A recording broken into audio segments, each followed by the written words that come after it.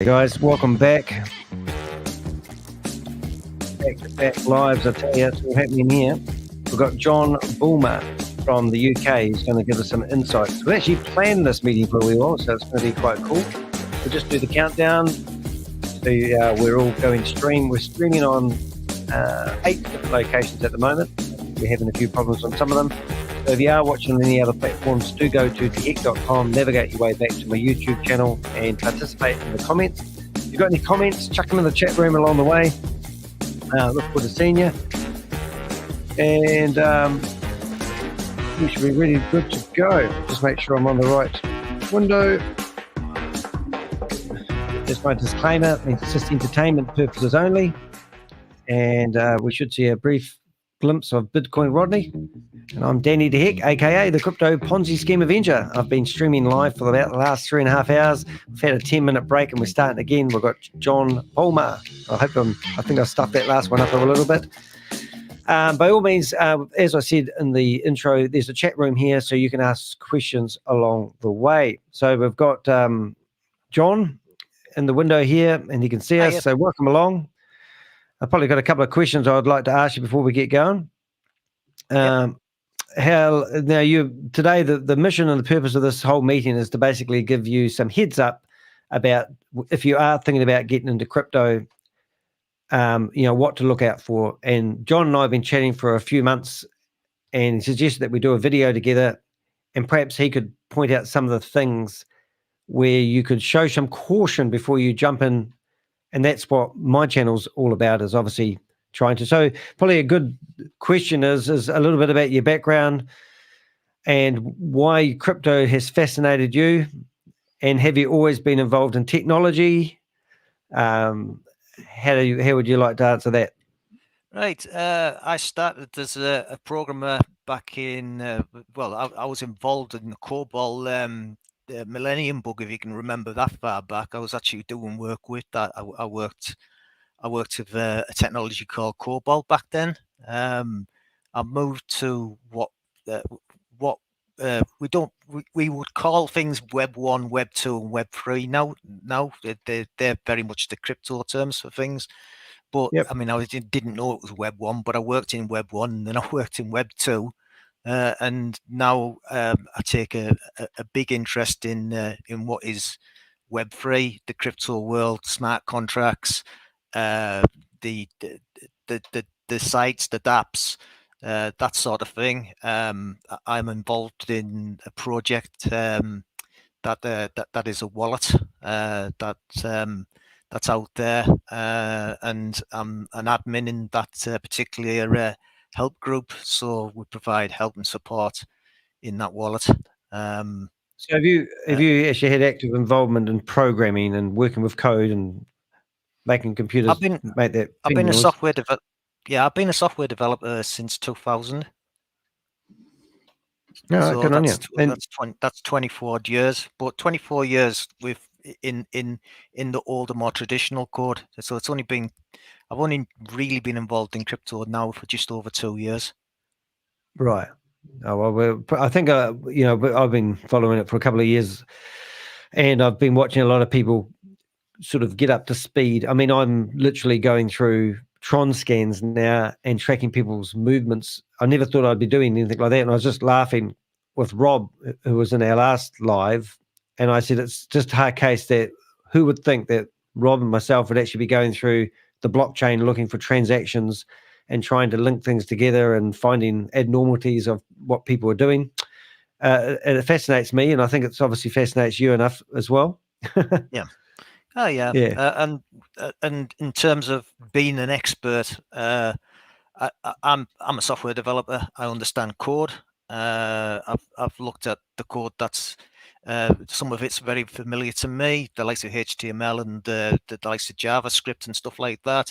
The smart contracts have not been as familiar, but I've been able to get the smart contracts together. I've been able to put smart contracts on a thing called a Ganache machine, which basically gives you a blockchain of your own on your own computer, and you can then take the smart codes and actually run them and say, what happens if I do this? What happens if I do that? Because that particular blockchain will only ever exist on your own machine, and you set it up and tear it down at your leisure. So that's always good stuff. So when we get blocks of code and we chuck it into ChatGPT and ask what it does, we're quite surprised with some of the answers it gives. Like, it's quite factual, but it seems to be quite factual. And I'm quite impressed that ChatGPT have actually got that ability to do that.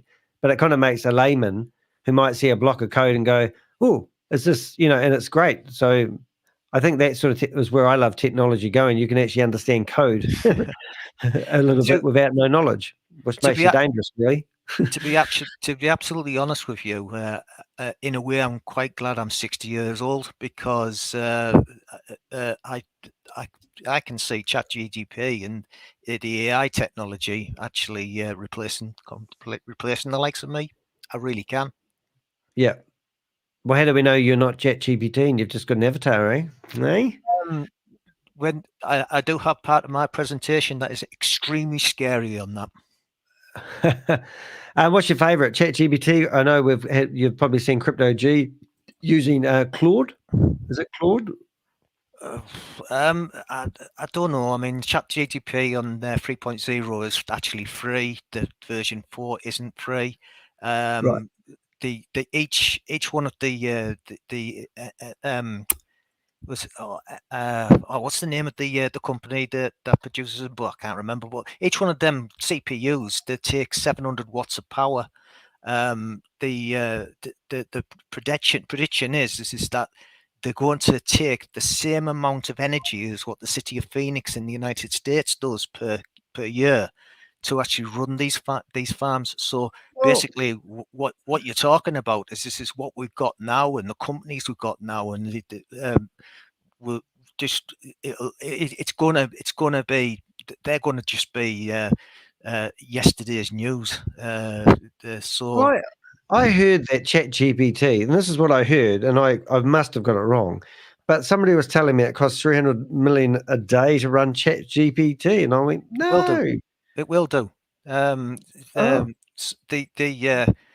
is it escaping me the name of the company that makes the processors? The CPUs? Well, I thought it wasn't Google. NVIDIA is the name of the company. I didn't know it anyway. There you go. So NVIDIA make these processors. They take a huge amount of electricity. They cost a lot of money. I mean, like I said, the projection is at the moment that by the end of this year, the actual amount of electricity needed to run these processors to keep the artificial intelligence going will exceed the amount of power that the city of Phoenix in the United States uses. Now, that's a lot of power. That's a lot of cost. That's just crazy, man. They've got to get that back. Well, it's crazy, but you won't be needing to go to accountants. You won't be needing to go to software developers. You won't be needing to go to all sorts of people. A lot of the white collar jobs, it will be able to do. Now that will be, people will pay for that. Somebody just bought me a cup of coffee. Do you want one? No, you need that. I do need that. Thank you, Ray. That's very kind of you to buy me a cup of coffee. I just saw it pop up on my iPad below me, and I thought, ooh, coffee. I'd probably like a real cup of coffee, though, but that's going to be a bit hard. But that's awesome. Thank you very much for supporting the channel and what I'm doing. And also a lot of volunteers, we call them the Avengers. And Jon's an Avenger. He's helping us. And we all have, like, different things we like doing. Like, you are, it would be fair to say you're a crypto investor? Yep. Yeah. I've got one lot of crypto, and I showed it to Jon, and he sent me back a video and gave me some heads up on things to look out for, potential red flags or things he would be a little bit concerned about. It was really informative. And that's why we got to do what we're doing right now. So we've actually got 10 questions in the description of this video that we're endeavoring to answer. And it's probably the first... You've got a bit of a video. I'll put a bit of a plug in. This is if you actually go to my YouTube channel. I've actually done this in preparation for this. I did do this set of 10 questions, but I've actually mentioned specific projects which I don't particularly want to do here. How do I find your YouTube channel in a hurry? Because I will put that in there. So if I just search for, by your name, just by name, Jon Bulmer. Okay, Jon. let's see what we got. Jon. Dear me. Oh, that's great. So the first. Now you know how dyslexic I am. I can't spell your last name. Bulmer. Bulmer. Oh, there's a photographer. Did you know that? Yeah. No, I can't. No, put it. Can you? There's a chat Put it in the room. chat. Yeah. Yep. Thank you. And then, by all means, check it out, and also obviously subscribe if you want little gems of information on how to protect yourself with the cryptocurrency world. So the first, I don't know if I want to call it a question. How do you do your research? I will only invest in very few projects. I don't invest in an awful lot at all.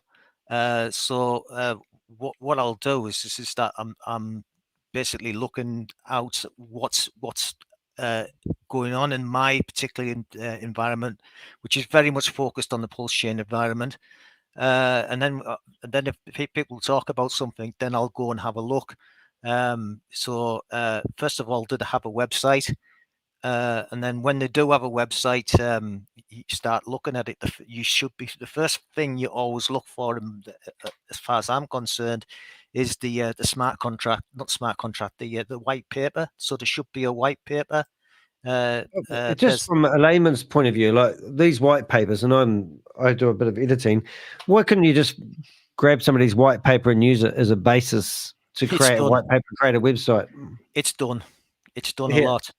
But having said that, you've got the white paper. So basically, the white paper is the beginnings of what you're looking. So you are looking at that white paper. Does it look right? Does it feel right? Is the spelling right? Is the grammar right?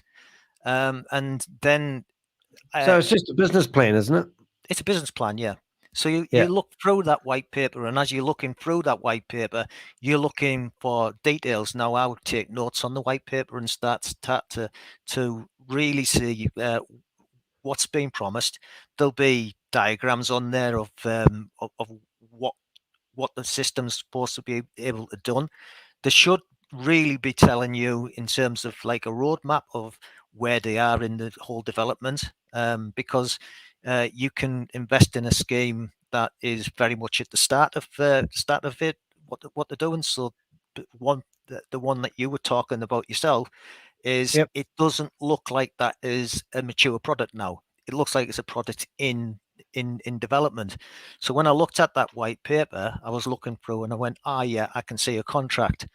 Now, when I could see a contract, it's a long string, a set of about 32 words, like letters and numbers and everything together. You see them all the time when you're looking for the addresses. When you're looking for addresses on the blockchains. Yep. So should I bring up an example of what one looks like, just so people get an idea? Yeah. Okay, I'll just get rid of a stupid screen. What have we got? Boom. So there's the white paper there, yeah. And then as you look at that white paper, you can scroll down that, and there's actually if you scroll down to quite a few pages. I'll see if I can make it fit. All right, okay. There's actually a diagram of how the whole thing is going to sit together. So there's introduction as you read through the business and are these normally pretty much all the same? Because I know that isn't the white paper for Bitcoin only 9 pages? This is a 65-page white paper. So yeah, I mean the Bitcoin standard is something that I've tried once or twice to sit and read, and that's full of a whole load of detail on there. So yes, they can be short, they can be longer, but you should be able to get a good idea of what that project is about through the white paper. Now, when you've got the white paper, what I would do then is that I was talking on that same site, somewhere in there, there's a link to a contract. And when that link to the contract is, you find that's a link to the smart code, the smart contract that is on the blockchain. Right. So where do you, on this introduction they're looking at here, whereabouts would the link be? It's on the link to that's actually on their website. Right. Yeah. Yep. You're on the Ruby site there. I Well, know. yeah. Yeah. If we're looking at a site individually, the one where I'm an admin to, which is the internet money wallet, I know that site better. Oh, let's bring that up if you like. Yeah. Yeah. So,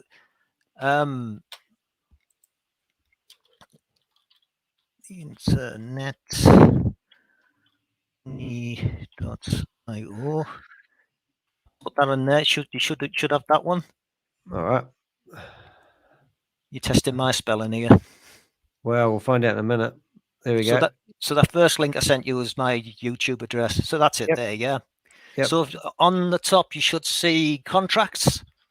I'll just chuck this in the main chat room so everyone else can follow along if they want. All right. Yep. See, that would freak the Jesus out of me just looking at this straight away. Oh yeah, they're like they're aliens and stuff like that. You know, that's how geeky they kind of are.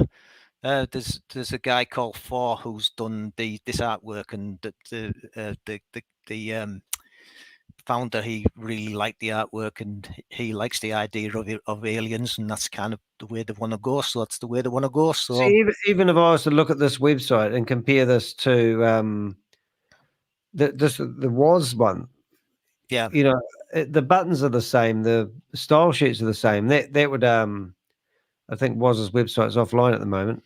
But anyway, so on this website, you would check it out and you think, right, I'm going to invest in this company. What I did with the last one I just looked at, I scooted to the bottom. Yep. And then I thought, right, I'm looking for something that says white paper, black paper. What's a black paper? They've just called it a black paper instead of a white paper. They're trying to be geeky. Right. Okay, I clicked on that, and now I've got white papers. Okay, so they have said that, and I presume I now. How do I get that there? Yeah, so there's on this particular site, there's 3 contracts. There's the internet money contract, which is just release for comment 20 ERC20 token. The main one's that time dividend token, and then there's the future time token. So they've got 3 contracts that they've got there. So they've got the white papers that you said before that you could go and have a look at. Where are they? You should be able to just click on the link and it should go to it. No. So where it says time dividend, there's a. It says that's there. Yeah. Okay. So now we open up a new window. And there you've got the white paper, and it explains what that time dividend is supposed to do in abstract, and it goes through the whole concept of what it does. So it's a wallet that you go, and then if you do swaps on the wallet, then people that invest in the time token, they get it divvied out to individual. They get the actual PLS or the Ethereum that it's actually done divvied out to them, so that the wallet pays to people who got it. If I was looking at this guy here, yep, KG. Yep. What's that stand for? It's Kyle. Something else is his name. He's actually he goes by the name of KG, but I found his name through the fact that it's a registered business in the United States. So finding the internet money site and the likes, it goes to a name of a company that I've forgotten now, but there it is, and there's his name and address registered for him. So he's got an address in Houston that is registered. It was a long time ago, but I did go and find that out. Right. Go on. Well, it fathers me to why somebody would not use their real name. I've just done a reverse image lookup on his image there, and I can't find it anywhere except on that document.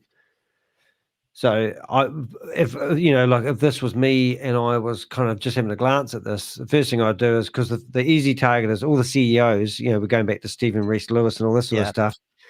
For a founder, I presume he's a CEO. you think that they would use their real name so you could check out things like their LinkedIn profiles and other social media to see their existence. But when I see KG founder on a document, that would be a bit flag. of a concern. Yeah, just saying. Yeah, absolutely, and the likes, you know, I mean, because like you said, these people are the founders of these things, you know. And I talk to them on a regular basis. I know them personally in terms of like being on the internet and the likes, which is kind of where I am. But I'm not trying to sell. We're not trying to sell anything. I'm just trying to use this as an example of I get it. of what you've done. I know it. That's the reason why I'm comfortable talking. Now, but if I was doing this investigation home alone, I'd be looking at this thinking, well, I've just gone and tried to search Don Montaya on LinkedIn. I couldn't find him right now. But I would be, that's what I do. I mean, this is obviously you, yeah. But if I was researching this, I'd be going after the people who claim they own the company and just finding their background as much as I could. I'm desperately trying to not try to promote something and talk about how to go through this. So I'm not going to try and take that in any other way. But like I said, I do that kind of research, and I'm glad that you're asking them sort of questions, and they're the sort of questions that you should ask. And to be honest, John, I'll just be frank. Really, I'm not worried we're not going to tell people to invest in this opportunity. But if this was a 100% scam or 100% genuine investment opportunity, what we're doing is we're just going through the evidence or the information in front of us and try to determine, whether we feel comfortable promoting or exposing. So what I would do now, having read the white paper, and I was looking at that and gone through the stuff that you were talking, is I'd want to see. I would want to see the smart contracts. Do they have smart contracts? So at the top of the site, and also on the Ruby site that you showed me before, you actually go where you actually in the smart contract, you go back into the actual web page. There's something it says contracts on the top. Is that right? One of them links at the top. Not the DAP. If we go to the home page, that might help us. The one, I mean, I do know. I can't see that too much on there. What I'll do is I'll just go and have a look at my own one to see if I can guide you to it. But I found it easy-ish to find. So I've got that. It's called tokens. Actually, just while I'm getting bouncing around here, I just noticed that when you clicked on their Apple, they've actually got an app in the Apple Store. Now, the fact that they have got an app actually in the Apple Store, I know I used to have an app in there myself. That's actually quite a feat, because I notice a lot of these companies, when you click on their app, the button don't go nowhere because they haven't got one in there yet. But to get, so that would be a good flag. Yeah, good. Yeah. Again, I'm really holding back because I know, because I was involved in this. Is that the absolute the amount of scrutiny that was put on by Apple before they'd allow that. They really they wanted to know everything before it was allowed, and they really had to work hard to get the app on there. I mean, I do remember that. But having said that, a good point to remember there is when I first got into crypto, I asked all my mates what I should invest in. And then they said, "Oh, I don't know. You find out." And I knew nothing, but I wanted to have a play. So I invested in, I don't know what I bought, but I bought all the big ones. Somebody said, "I'll buy some Bitcoin, buy some Ethereum," right? And then I looked at these big coins, and they never did anything exciting. And then somebody said, "Oh, have some fun, put some money in this one, and then watch it grow." And they were more interesting to me. But I still remember how I felt when people were telling me what I should put my money in. And I didn't really care because I was only putting in $30, $40, $50. But then now I've learned about pumping and dumping, and and so a lot of these projects, like I'm guessing that these people have got a coin that's worth 0.00 something, and I never really understood that either. But So it's hard to. That's why I'm sort of dubious about what we say have a go with, because people have a play with it and then it drops all of a sudden. You go, oh, I thought that was a good one. so if you and me were having a conversation now, so like one of the things we're saying is verify. And I was a friend of yours, and I says, I understand this place, and I'm quite happy with the internet money wallet. What I would actually say is that if you're interested in it at all, the first thing to do would be to download the wallet and actually have a look at it and have a play with the wallet. Now, how do I know it's just? How do I know? And I'm doing it from a layman's point of view. How do I know that wallet is safe to install and connect to MetaMask? Like MetaMask, people have been telling me, be careful what I connect my MetaMask to. Yeah. So and what? So the first thing I would do on the internet money site is, I am an admin in there, would be to go to the Telegram group and just go there and introduce, say, hi, I'm Danny, I'm interested. Can you talk to me? And what would say right at the bottom, if you actually did go into the Telegram group, is hello, how are you? Yeah. So the problem I have now, and I'm just going to be really blunt, I first got involved in the internet, everything to do with Telegram and everything to do with WhatsApp was shady as hell. Yeah. But since I've got used to use, and also Discord, but since I've been involved in my crypto journey, I now have my own Telegram group, and I also communicate daily on WhatsApp, and it's my preferred platform is WhatsApp, then Telegram, and Discord I still haven't got my head around.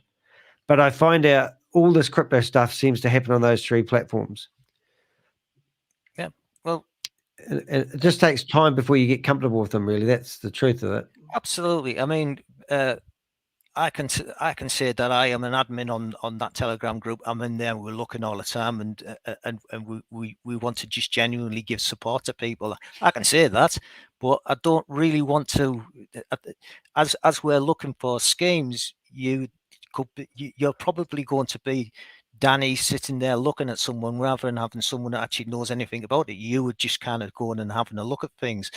Now, okay, I've talked about the Telegram group. You can go and ask questions in there. They will be helpful to you because we are helpful to you. But that's by the by. So if I go back to where I was kind of looking before, is that once you've read the smart contract. Not the smart contract. If you've read the white or the black paper, the next thing to do is to go and look. Do they have smart contracts? Do they have it on the blockchain? In this particular thing, it talks about tokens. And I might have a bit of a word and say that we've been talking about this, and it's been confusing because at the top it says tokens there. One of them. Yeah, somebody's just posted a comment and they said links don't work on your website for downloading the wallet. So whereabouts download the wallet? It must be at the top. Android. What have we got? Which one? So if I do iOS, that one, I just did that one. That one worked. Download the wallet. Android. Where do you mean? Bottom. Oh, at the bottom. So there's obviously a broken link at the bottom. So let's have a look. Might be able to help the web designers out. So we've got wallets. I'll just open them all up. Home. Oops. No, home's up the top.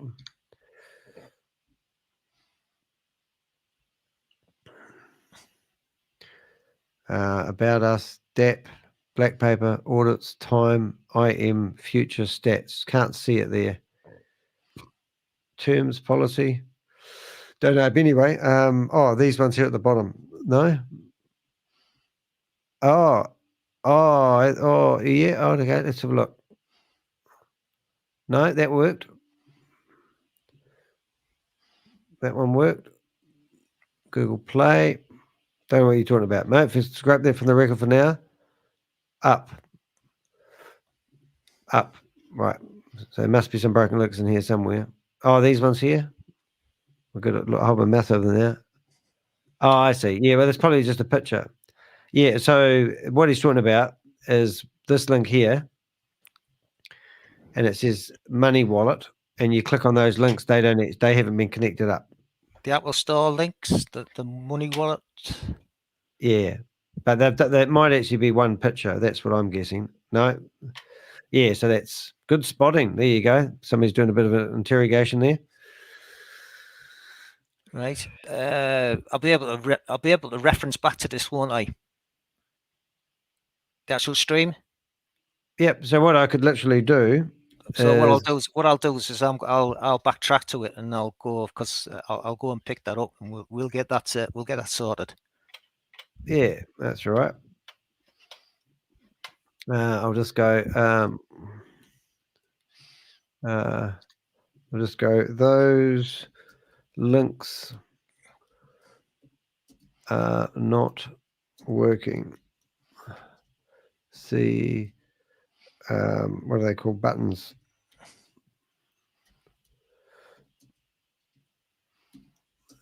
Boom. There we go. Done it for you. Yeah. But yeah, obviously things like that can obviously make, that's the first thing a lot of people do look at, was things like that.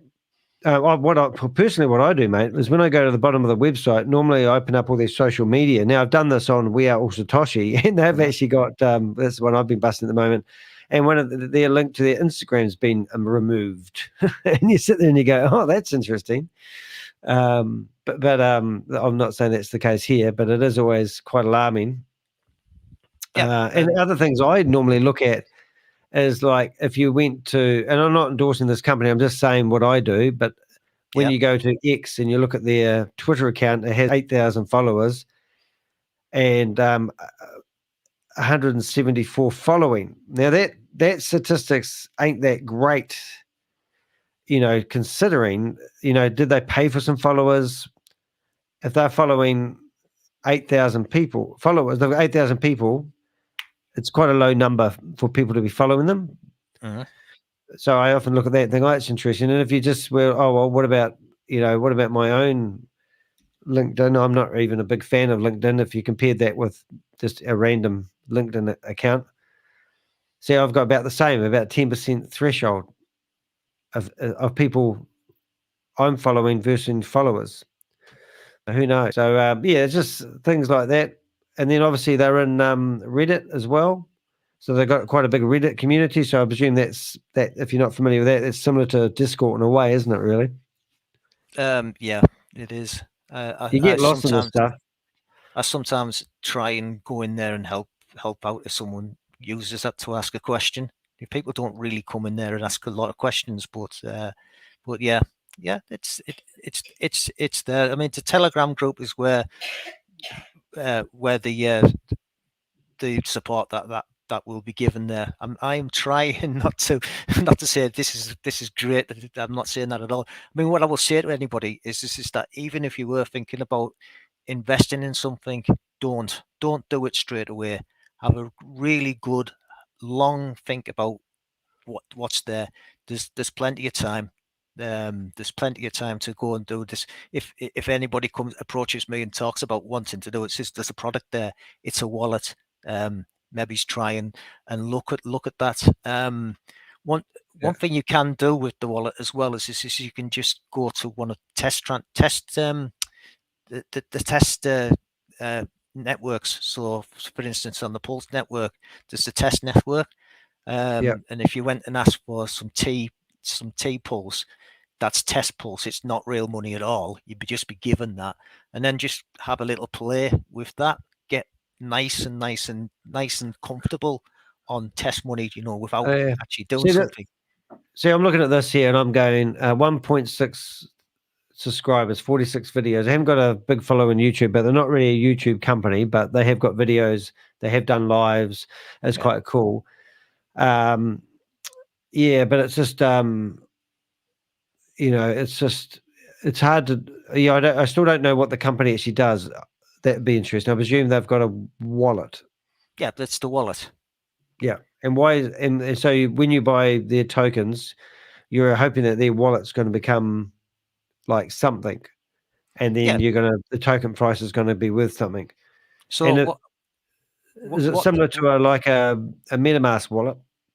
Yeah, it's something like the MetaMask wallet. So on the MetaMask wallet, if you go and swap a token from one token to another token, they'll charge you a fee to swap, which in MetaMask's case is 0.85% of the swap. So in this case, it's 0.75% of the swap.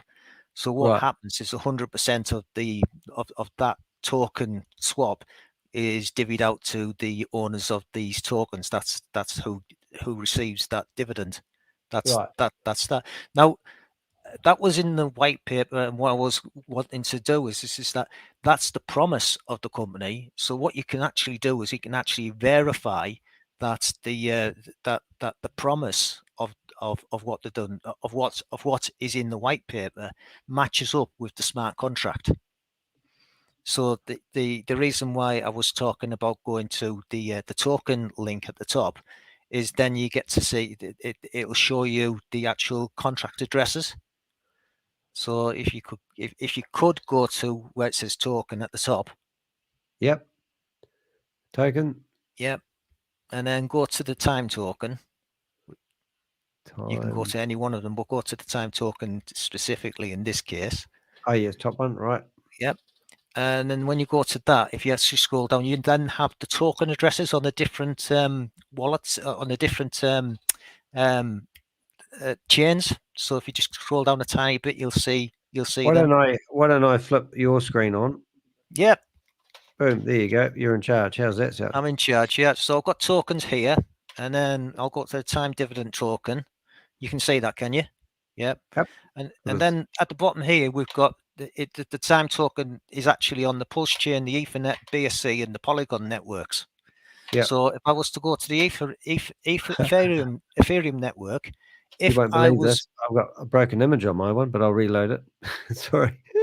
That's all right. Yeah, it's fixed. All right. So this isn't just for the Internet Money Wallet. This is for anything that you'd be investigating and the likes. What I would always do is I would take a note of these addresses, because these are the addresses of the actual smart contracts that they've got. Yep. Now, these should never change. So these should always be the same. So over a period of time that you would actually be investigating something to go into, you take that note, and I would look for them to change, because if it did change, it would be terrible. Now, if I was to copy that, why would they change them? Because you've got a smart contract, and the smart contract on that particular address cannot be changed. So you write your code, the code's there, it's in a smart contract, it does what it says it does. Now, if to change that code to do something else, the actual they would have to change that address to another token. Right. So I just chuck that wallet address into DeFi, and it's obviously come up, and I can see it's so if we just flip back to, so we went back to this screen here. So that gives me more credibility. That's a proper smart contract address. It's even got a wee folder beside it telling me it's a contract address. It's a smart contract. So that gives me a bit of peace of mind. Is that right? Yeah. That should be giving you that peace of mind that that contract exists. So if on that, the actual code of the contract, you can actually go and visit. Yep. So on my screen, I'll copy that. If I go to Etherscan.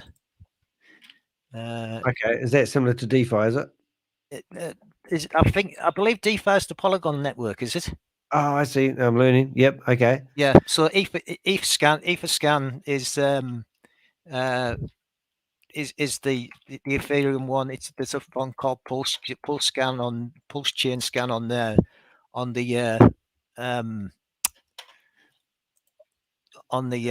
Pulse network. So if I do that and I go and search for that particular contract, I'll come there. I have the contracts there. You've got this little tick here on the on Etherscan That's that the contract's actually been verified per se. You've got the transactions that are going through it that I think you've familiarized yourself with. Getting better. I kind of sometimes do struggle with it myself. So if I click on the contract here, then we go down here. Now you can start to see here. Here is the contract code. Yep. Now, and you did that. You did that with Ruby, didn't you? You went through and had a look at their contracts, and had a look for. You remember you were going through some of the code, and you were saying, "Oh, I can see what it's doing. That makes sense. I'd be a bit dubious about that. Wonder why they're doing that instead of that." So, one thing anybody can do without having any programming knowledge whatsoever is take particular attention to this word payable, because in a smart contract, the only way that any money can be transferred out of your account anywhere else is if the contract has the word payable. So that's that is absolutely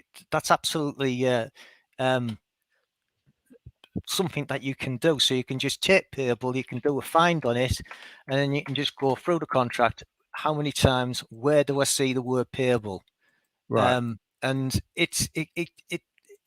you do need to read the code and be able to understand the code a bit, but it's certainly, I always say to anybody, just go and have a look to see if you can see that word payable.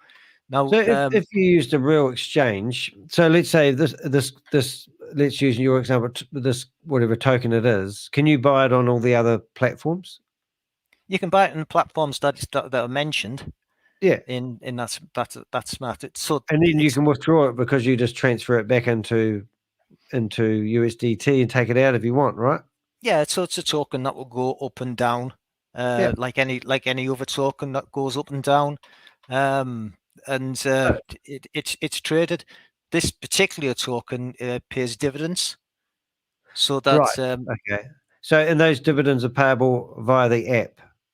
No, those dividends, those dividends will be payable. You connect your wallet with them particular tokens, and then the actual wallet has got a mechanism within it that would actually pay them out. So I've got it right, because if I'm getting a bit lost and other people might be as well, I can go to any exchange that they're listed on. I can purchase their tokens, and then I could withdraw those tokens if I didn't want to be part of it anymore. Yep. But if I am a token holder, then I can download the app, and when people use the app and they use the platform, then technically speaking, they'll get some of the revenue that's made from the transactions or from the fees split up to the investors, and so you can be part of the group that benefits from being associated with it. So and what you're looking at in the code right now is showing that this contract that works the app actually does have the mechanisms in it to actually pay people after they receive some of the dividends. Yeah, that's correct. I was just reading Crypto G's comment there. Yeah, so what you were looking for in the smart contract is the smart contract saying in the code. I mean, I know that reading code is a little bit beyond some people, but even if you think it's beyond you should still read it, because as your friend, the guy you were talking to before, Rob, he came out and said, well, I'm not really very good at looking at code, and he turns out to be absolute expert. So it's he can look at and read things. So for instance, here it says that there's an external payable there, and it says if the owner is not the zero address, so if it's not the actual people who have got them, then it's going to revert has admin owner, so that that is something that kind of says that so the owner is not the if the owner is not the base address, so revert has admin owner.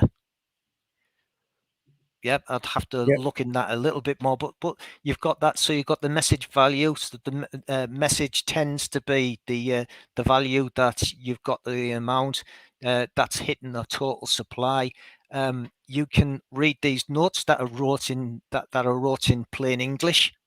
That they kind of do put there, so without really having to understand the code, you can kind of look there and start to get an idea of what the contract is doing and talking about. This can't be changed without changing the contract address, which you don't want to do. So you can look at this at your leisure. You can get someone that understands. What happens if they've got something wrong in it? This is the thing; it's got to be right. Right. Yeah, it does have to be right. If you've got something that's immutable and you do get it wrong, yeah, that is. So how vulnerable is a company for not getting it right? Like, what would make this company fall over, do you think? Using this as an example. If the smart contract started to do things that it says that you are going to get your percentage of the amount of tokens that are available. The total amount of tokens are there. You can see them. If you actually go to my site on this particular one, I do provide a couple of statistics on this, so that if I go to my dividends here, you've got a total amount of tokens now that are in existence of 1,998,000. So there was 2 billion tokens to start off with. They've got this protocol called buy and burn, which is kind of got a complexity about it. But they're the total amount of tokens that are in existence and the likes. So that here are a whole load of contracts. So if I randomly pick one of them, I'll copy that and put that in there. This is something that I wrote to kind of help people out, so you could just, without connecting your wallet, you can go and see the tokens that you've got. So this particular address has got no tokens. So they've sold them and left, but they did claim just under 1 million PLS tokens. That they've claimed, put them into their own wallet, then sold the tokens off, and then they've moved on elsewhere. So the actual contract in that instance has worked out for that particular individual well. They've decided they didn't want to be part of it anymore because they've got a tiny amount of a fraction left, and even though that they've said that they're still earning a tiny fraction of the native token. So in this instance, it's PLS. If it was on the Ethereum network, it would be Ethereum to be earning. So you can see that by the contract calls. Since we're kind of talking about that, I've got other questions that we should ask you, really, but we've asked you the first one. How do you research your contract? There's quite a lot of research necessary before you dive on in. I would say so, yeah. Sort of research that I do. I mean, I am a software developer, so it's natural for me to go and research that. You can have, there's a download of a thing called Ganache, and Ganache actually will build a blockchain actually on your local machine. And you can then take that contract, which I did do in the time when I was researching, and actually put the smart contract onto that machine, and actually ran the contract on my own machine. The Crypto G did say they have a CertiK audit. So what's that mean? Yeah, so they do have the audits that they've had. So tokens about us audit here. So from a layman's point of view, I don't know whether that's a good thing or a bad thing. So what is a cert audit? So they've employed an audit firm to look at the code and make suggestions of we've looked at your code. So what I was saying about the smart contract being immutable. So they've looked at the code, and before it became a live it became a live wallet, they said that we don't like this, we do like this, we don't like this. Here are a whole load of recommendations. So there's the security audits. They've actually had 2 security audits. Yep. So the Because second, I had a funny story about one of those, and that was when I was doing work with Luna One, which is a pump and dump thing. yeah, And they basically took some of their code away, got it certified of some sort, and then they got it quite a good scoring, and then they basically rewrote the code and used and associated it to the to the good. They basically got, I don't know, a green score. Let's put it that way, and then added a whole lot of other code that wasn't dubious, but never finished another audit. Yeah, and that's where that's where I go back to saying that when you copy and keep a copy of the original contract address, because they can't do that change without changing the contract address. If you did that in the Pulse environment, this is one of the reasons why you kind of really want to be listening out in the environments, to that people would flag that. People would complain about that and complain about it heavily. And the other thing is that there are recommendations made in here, and what can happen is that the recommendations are made and then they don't do anything about it. Oh, we've been certified. We've it's all been audited. Yes, it's been audited, but you didn't do anything about the recommendations. Now that can and does happen, which isn't something that should be happening. So you've got this. It's got the things that they're talking about. Like I said, they've got that one which has been acknowledged, which is a medium risk. Why that was acknowledged, and claim airdrop feature, why that was acknowledged and not resolved, is a question. That you go in and ask the questions on that as it comes around. I think it'll be making people dizzy on that one, but same with the Ruby contract. They haven't had their audits, but they've listed to the auditing companies that they're going to go, so you can make sure that the auditing companies are good and true as well. Yep. Somebody said there's no social media links. I can't find any information on them, but then CryptoG's given them a link, so that's quite good. CoinGecko, they're obviously on there. Future Coin, is that right? I couldn't answer that one. I don't know.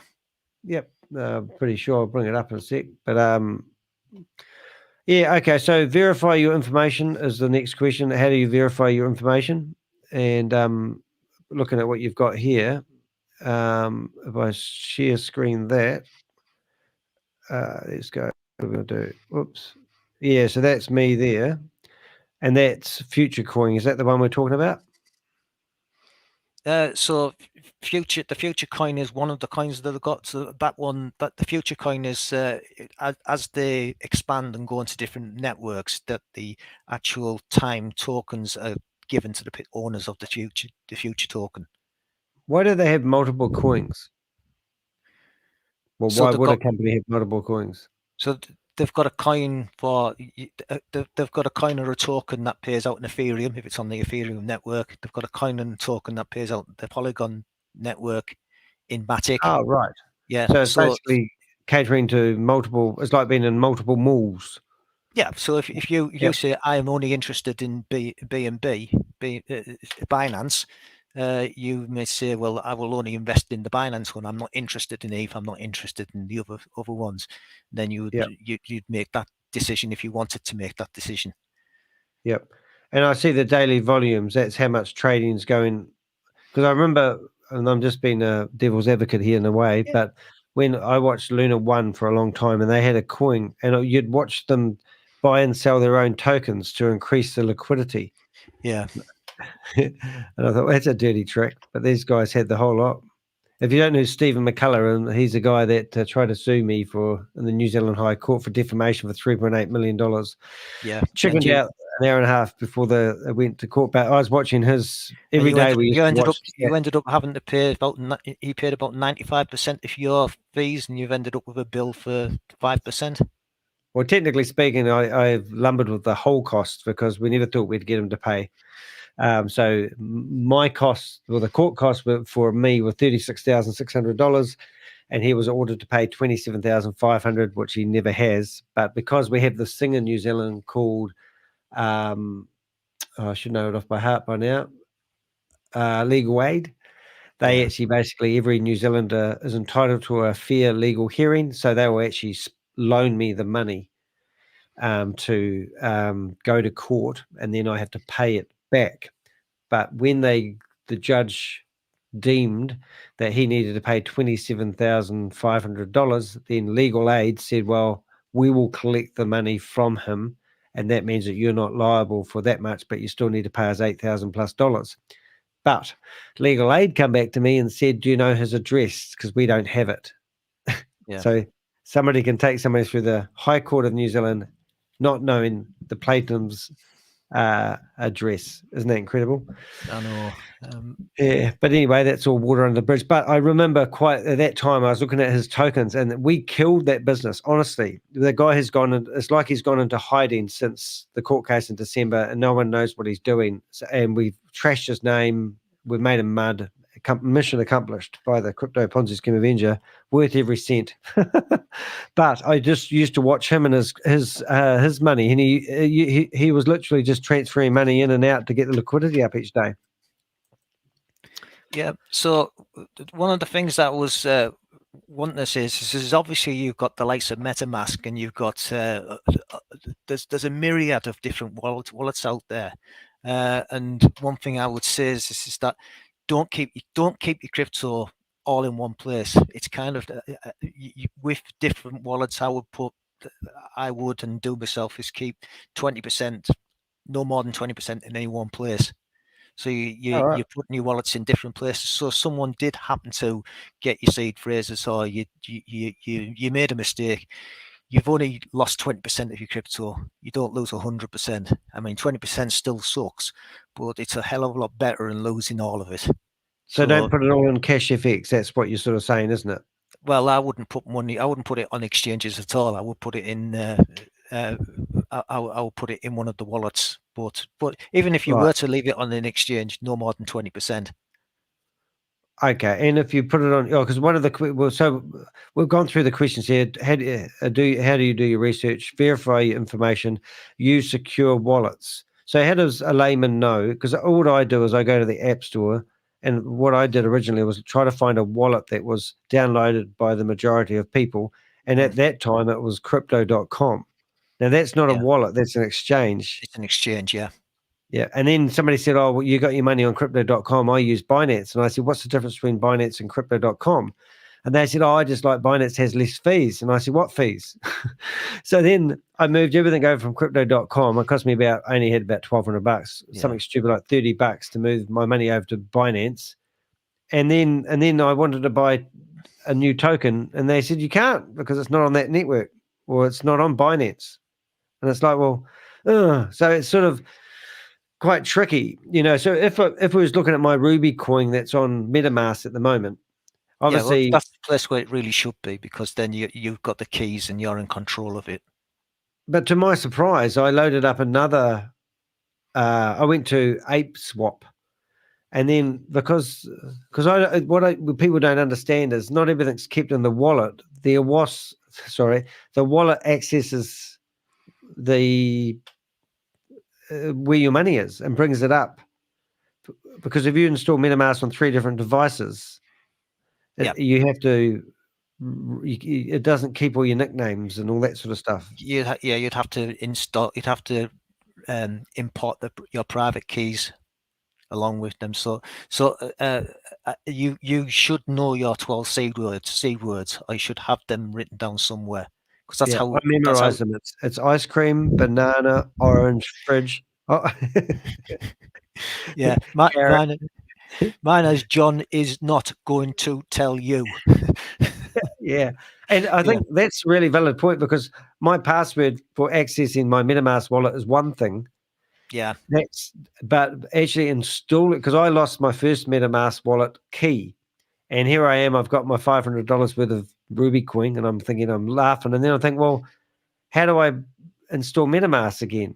And somebody said, oh, have you got your key? And I go, I did keep it somewhere. So I because I had access to the MetaMask, I could start up a new one and then transfer the money from one MetaMask wallet to the other MetaMask wallet. So for my advice, if I'm right, please correct me. Wrong, please correct me. But once you've got it loaded on a device, if you lost your cell phone and you didn't have it on any other device, and you somehow misplaced, or you took a screenshot of your 10 words thinking you're safe, seed words, you bug it. Now, also, this is the other thing. Have you taken a screenshot of your 10 words? If you have, you have now put them on every device. And you could be flipping through your photo, showing somebody, and somebody smart like me would go, oh, there's 10 keywords. No, is that possible?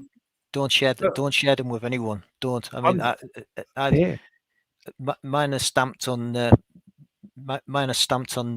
on metal and kept in different places, and only I know where they are. Yeah, but if you died, that means your wife doesn't know.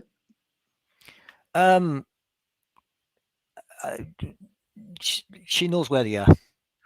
All right, but if I screenshotted them instantly, that would be on the cloud, and anybody that got access to my photo album could go through and find, I bet if you took let me give you an example. I bet if I took a screenshot of my 10 words and then did a reverse image lookup, I would find numerous other pictures of other people who've uploaded theirs to a safe place, which would hopefully have no money in it. But you know what I'm saying? I mean, screenshotting is not a good idea. Printing out and putting in a safe place.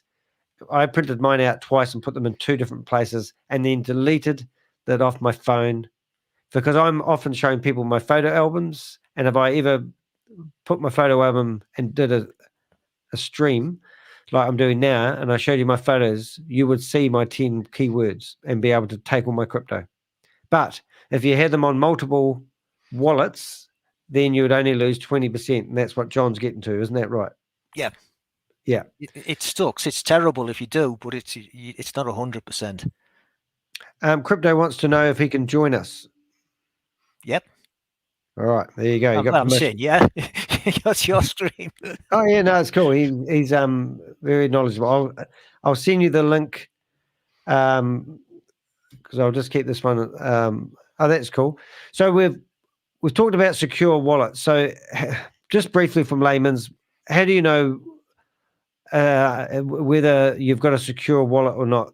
If it's on the App Store, you would assume it's pretty secure. Yes, I would say that if it's on the App Store, you could assume that. I mean, if someone just comes there, the market leader is MetaMask, and I would far rather say to someone, go to MetaMask, download MetaMask, than say anything else if someone didn't know, because you're taking them to the market leader. Yeah. One day the internet money wallet, maybe the market leader at that point will do that, but at the moment, go to MetaMask, go to what you know and what you can verify. Cool. And welcome Crypto G to the stage. Nice to have you here. This is a bit off topic from Danny. No, we haven't mentioned WOS many times, or Boomerang much, but more sticks. It's good to be here, Admiral. Good to be here. And it's nice to meet you, Crypto G. Hi, John. Yeah. I did comment in the chat box about this is the De Hek test rather than the Howey test for securities. Every project gets the De Hek test. I'm probably the only person that had to look up the Howey test and figure out what it actually was when I heard that, and it was only a month ago. Yeah, I think we all at some point have to go. What's that Howey test? Oh yeah. You look to fail it, don't you? What's that? Yeah. You look to fail it. Yeah. Failing the Howey test is good. Passing the Howey test is bad. Right. I'll probably have to look it up to figure out what it. Hey, we've got 2-factor authentication. Yeah. Yeah, so two-factor authentication is kind of more like the likes of your email and the likes. I tried to say that I looked at that as a hardware wallet. So I've highlighted the Trezor wallet here. Yeah. So the Trezor wallet is a hardware wallet. So what that does is that it stores the seed words, your seed words, on that particular hardware wallet. You plug the wallet in, and then you can access your keys. It's got a password that you would just have a password on something else, but you then go and you access your wallet by plugging that hardware wallet into your PC, and you get your seed words through there. So they're never revealed to anyone, and nobody. It's encrypted on the wallet, the hardware wallet, and people can't get there. The one thing I would say about hardware wallets is that they're not something to buy secondhand. They're only about $40 anyway. So, right. so to buy that secondhand and be in the possible situation that someone has compromised that in any way, shape, or form, go to the Trezor site and buy that directly from them is really good advice with a hardware wallet. Is there any way that anyone could like have a sort of a way of getting your information? Like, let's say you bought your hardware wallet from China, and then you plugged it into a Wi-Fi. Could they steal your crypto that way? Is that something that is possible? Was it? It's possible, I know, but is that a common practice? Put it that way, or is that if people had that problem before the hardware wallet? Was it more about passwords protection? I'm highlighting the Trezor wallet there. The other one, the Ledger, was it Ledger wallet? That's had hacks on it. So and it's been hacked several times. So a lot of people says don't use that. So the Trezor one is the one that has got a very, very good reputation. Buy it from Trezor directly. Don't buy it from anywhere else. Don't buy secondhand. It's just it's your one piece of it's your one piece of security. You wouldn't want to have that compromised anywhere else. So if I took just so I get this, so at the moment I've got my Ruby coins on my MetaMask. If I wanted to, could I transfer those Ruby coins or those tokens onto a hard wallet, and then that would get them secure? Is that something I could do? You would go to your MetaMask, but to be able to access your MetaMask, if you actually have, if you have your key seed words on there, you'd only access it by plugging the hardware wallet into your computer, which has your seed words on, and then you can access your MetaMask once you go down that route. See, I would just get confused straight away with that. So I plug in the hardware, I connect MetaMask to the hardware wallet. Yep. And then how does it transfer them onto the hardware? Is it automatically done once I connect that? Now, what the hardware wallet does is it then talks to MetaMask and says, here are the seed words encrypted. You don't get to see that. It's just on the hardware wallet, and the hardware wallet talks to the MetaMask, and MetaMask doesn't get to see your seed words. It's just on the hardware wallet. And the assets stay in the same place. Yes. So am I protecting myself by getting a hard wallet, but then if I lost my hard wallet, I'm buggered altogether? You're putting another wall in between, essentially. Yeah, so you would have your seed words written down in the safe that only you know where it is, so that if you lost your hardware wallet, you could still go and access from the seed words. But them seed words are still stored in that safe that's in the background somewhere that just gather dust. So is it, in a layman's term, proof of ownership? Is that what we're doing? It's just for connecting, Danny. Just to clarify one more point at the minute, is that it's really just for that vulnerability. When you connect your wallet to a DApp, you have a second wall of protection. So that, for instance, the other day when you were rushing to connect to something, I said, well, hang on a minute, either use a tester wallet or make sure that it's official and you're happy that particular website, that URL is correct, etc. And if you were to accidentally connect to something rogue and it went to drain your wallet, you've got that, you're protected, because you'd have to verify or validate that with your little key card. Right. And then I have to plug in something physical, some hardware that stored that information, because it's not all on the cloud. It's just like it's just like a flash drive. I mean, the ledger is a small portable device that no bigger than a flash drive, which makes it quite fiddly. And then obviously, you've got to make a judgment on which company you trust best and which has got the best history. As I say, Ledger have had some issues in the past, and they've also, in order to help recovery for those people that do have trouble remembering passwords and PIN numbers and everything, there's vulnerability. Privacy comes with a rub, as does transparency. And it's trying to get the balance right. And you just got to make a judgment, which by doing the de Hek test. Yeah.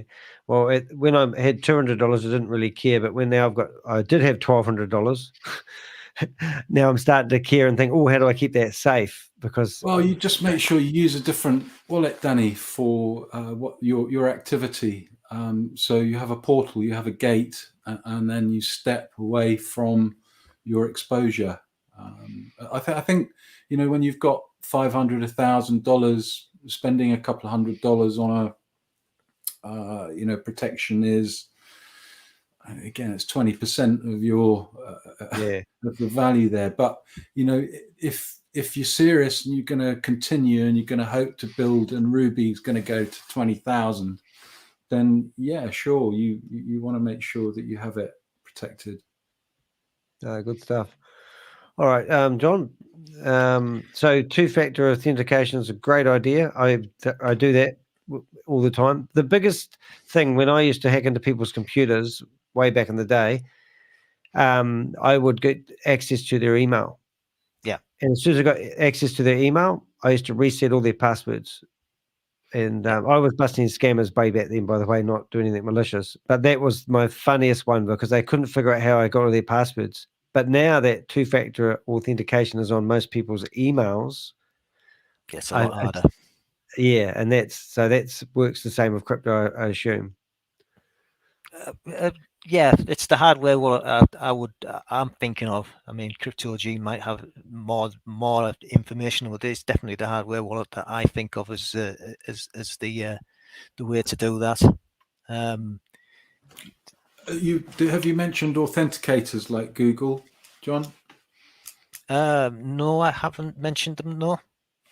So there are a number of authenticators, little apps that you can download. Google's the most commonly used one, and you basically set up a link between your activity with the authenticator, and it has a number that just ticks every 60 seconds. You get a new number, and it's better than having a text or an email as your second factor.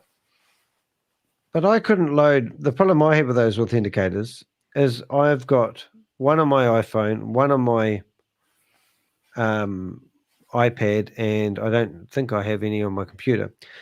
But when I got a new device, I couldn't install the authenticator. Yeah. So there's some So there's some good practices that you need to do, is to make sure, just like the seed phrase that Jon was talking about earlier, you need to capture the QR code or the key for your authenticator and write that down with your wallet details, so that you've got that backed up, or have a second device that maybe it's an old phone that you used to have before you upgraded, and you keep that on aeroplane mode, and you store all of your details in an encrypted vault in there. If you really, it depends how much value you've got and how.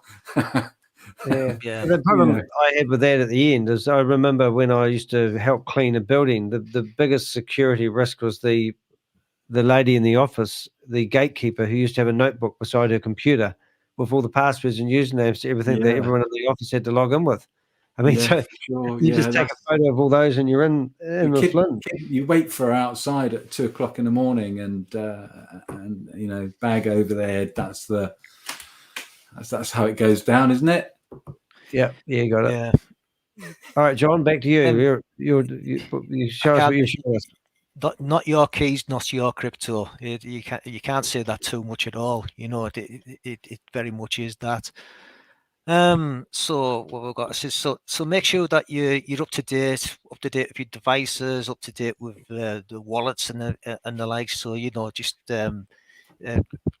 keep up to date and put this password, put the security updates on as you get there.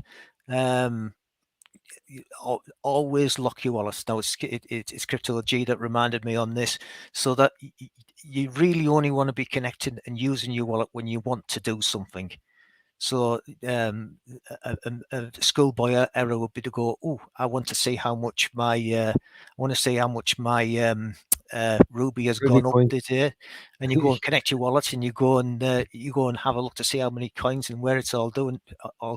That I would ask you not to do that. Go to make a note of how many coins you've got. Go to the exchange, look at there, just do the quick calculation, or put it onto a spreadsheet or something to check. Just so you're not going on your wallet to connecting up to go and check things. You don't really want to be doing that at all if you can possibly avoid it. So I go through your rubbish tin at home, and then I realise, oh look, Jon's got a lot of crypto because he wrote it down on a bit of paper. Yeah. So, but for what I just said, there's don't check, don't use your wallet, don't go connecting your wallet to go and check. Only connect your wallet if you want to be doing something like you want to take the profits that you've made in Ruby. I'm going to take some profits out. I'm going to connect and move it somewhere else. That's the time to connect your wallet. So someone like yourself would probably hardly ever connect your wallet. What do you mean? I've got no money. Well, yeah. You certainly don't trade. No. But I mean, you can probably get. I mean, I used to be a target shooter, and you used to be walking around with a firearm, and you do all your rounds of shooting, and something would go wrong on the range. You could easily get. You'd always have to go through the procedure. Always keep your firearm pointed in the right position. Never, keep it loaded. All these sort of things. And out of all the years that my club and the clubs I associated with shot, no one never accidentally got shot. But at every single meeting, we had what we call the riot act read out at the start, the reminder, and you just got a system around the way to handle a firearm. Where you keep your bolt, where you store your bolt, where you store your ammunition, all this sort of stuff. And that keep the safety of it up. So, I mean, same with crypto, because, we've got I've seen people trying to do major crypto deals with their cell phone, holding it up to a screen where somebody's trying to tell them what button to click on. And you think, oh my God, please don't do that. But yeah, so there's this site here, Revoke Cash. So you can go to Revoke Cash. You can connect your wallet. You can even just type in your the address of the wallet and the likes, and then it comes back and it tells you what permissions you've given to what dApps and sites to your wallet, so that you go to a site to do something. So for instance, that you may want to when it's available with Ruby, is to stake Ruby, because that's something that's promised on there. Now you give permissions to your wallet to actually go and do that. Now if you wanted that particular dApp to have permissions to do things, I was talking about earlier about payable in the smart contract. You need to give your permission for that to actually happen. But you can go to Revoke Cash, and you can actually go in here, and you can actually go through and go, well, what's this? I don't know what this is. And then you can click the revoke button, and it will revoke that permission. You pay a small amount of gas fees to revoke that permission, but it's better to know what you've given permission to, and the current state of your wallet in terms of different dApps and the likes. If I went there now, how do I know whether I should connect my wallet to this address, to this thing? You were going to say something, Crypto G? I was just going to say, I think that's what Danny did the other night. I think he may have authorized his Ruby sell that obviously didn't go through, because you then didn't go on to the second part. You have to authorize the wallet to be able to transfer that particular token. You have to do that for each token that you're going to interact with, and so you have the two confirmations, Danny. I think that's probably what you did the other night, because you might have authorized Ruby but not gone through the second part. Please don't connect your wallet in live. Oh, it's already connected. All right, and this is public. Yeah, but what's the danger in doing so? Well, you're giving information out on your particular what wallet you've got. Yeah, right. I think everybody knows what Danny's was. Yeah, sorry. He's very blasé. He's switched it once already, Jon, and I think at some point we're going to, he's going to need to switch it again.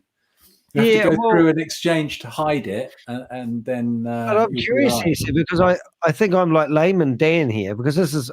So what danger have I got in actually having the screen open at the moment? Well, I can't see the details of that, but if I could see the actual wallet address, which you can see parts of that wallet address there.